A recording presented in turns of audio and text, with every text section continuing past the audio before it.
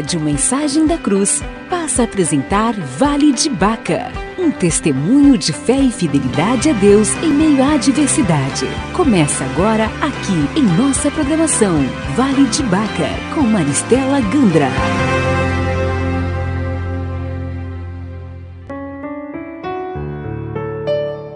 Olá, amados ouvintes, a graça e a paz do Senhor Jesus, queridos. Então vamos lá, capítulo 4, o título é Construindo sobre o Chão, abre aspas, mas aquele que ouve as minhas palavras e não as pratica, é como um homem que construiu uma casa sobre o chão, sem alicerces. No momento em que a torrente deu contra aquela casa, ela caiu, e a sua destruição foi completa. Lucas 6,49. Aos 17 anos de idade, estava noiva de um rapaz cativante, 10 anos mais velho do que eu. Estávamos cheios de planos para o casamento que aconteceria no final daquele ano de 1992. Porém, uma gravidez não planejada mudou o curso do tempo programado para o casamento. Ele estava extasiado com a notícia de ser pai e eu desesperada. Só conseguia pensar em meus pais e a decepção que causaria a eles. Diante daquele resultado positivo para a gravidez, meu coração estava em pedaços. Minha mãe não merecia tal constrangimento perante a vizinhança e familiares. Cresci ouvindo-a lamentar pela filha da fulana, outrora da Beltrana, que havia se perdido. E desta vez era sua própria filha que se perdeu. E eu estava perdida literalmente. Embora ela e meu pai gostassem muito do futuro genro, eu não estava nem um pouco confortável com a minha conduta e pecado.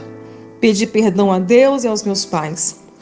A reação da minha mãe foi surpreendente, inacreditável. No dia seguinte, ao saber da notícia que seria avó, ela fez uma compra de frutas, legumes e verduras e me disse que eu e o bebê deveríamos ser bem cuidados e que a alimentação tinha que ser saudável. Estava perplexa frente àquela mulher extraordinária que, com seu amor e perdão, fez-me mudar de atitude daquele dia em diante, passando a ouvi-la com mais paciência e humildade. Minha mãe se tornou a melhor amiga e a melhor mãe do mundo a partir dos meus 17 anos de idade. Lamentável não ter compreendido isso na fase da minha turbulenta adolescência, pois nossa relação foi desgastante, o diálogo era quase impossível. Mas graças a Deus que o nosso relacionamento foi restaurado e podemos juntas desfrutarmos de momentos inesquecíveis. Abre aspas. Filhos, obedeçam aos seus pais. Essa é a atitude correta que vocês devem ter, porque o Senhor os colocou numa posição de autoridade sobre vocês. Honre seu pai e sua mãe. Este é o primeiro mandamento com promessa, para que tudo corra bem e você tenha uma vida longa sobre a terra. Fecha aspas. Efésios, capítulo 6, versos 1 a 3. Casei no verdadeiro sonho de amor. Meu pastor e nossos pais nos abençoaram numa cerimônia simples e discreta no jardim da casa que seria o nosso novo lar. Pensava que a partir dali tudo seria diferente e que finalmente seria feliz. Construímos uma família, porém não cuidamos de cavarmos fundo para encontrarmos a rocha e colocarmos alicerces. A partir daquele dia, abandonaria a comunidade evangélica onde congregava e só retornaria após longos e dolorosos 3 anos de casada. Meu primeiro casamento aos 17 anos de idade, no dia 17 de maio de 1992. O livro é cheio de fotos, de imagens coloridas que tornam a leitura bem interessante. Vamos encerrando aqui este trecho, do começo aqui do capítulo 4, onde eu volto a narrar a minha história, né? Sair de uma adolescência turbulenta e constituir uma família e, como diz o título, construir no chão. Nós vamos seguindo com essa história, já entramos no capítulo 4, agora aqui no meu primeiro casamento, já na página 111 eu continuo. Meu esposo não era evangélico, nasceu em uma família tradicional católica e se tornou um católico nominal. E eu, uma filha longe dos propósitos do pai. Aos 18 anos de idade e mãe de uma linda menina, tentava sobreviver em meio às dificuldades do matrimônio e das lembranças do chamado de Deus que um dia ardeu em meu coração. Não foram poucas as vezes que cheguei ao desespero ao olhar para a minha vida e ter a plena consciência das escolhas que fiz. E essa dor se ampliou ainda mais na descoberta do adultério. Construir na areia é bem mais rápido, pois não demanda do alicerce da obediência à palavra de Deus, da oração e comunhão, da entrega total e do processo diário da santificação. Que tolice construir sem o projeto eterno. É loucura construir sem cavar fundo até encontrar a rocha. Não importa quanto dinheiro tenha, a tempestade virá. Não importa quanta saúde tenha, a torrente virá.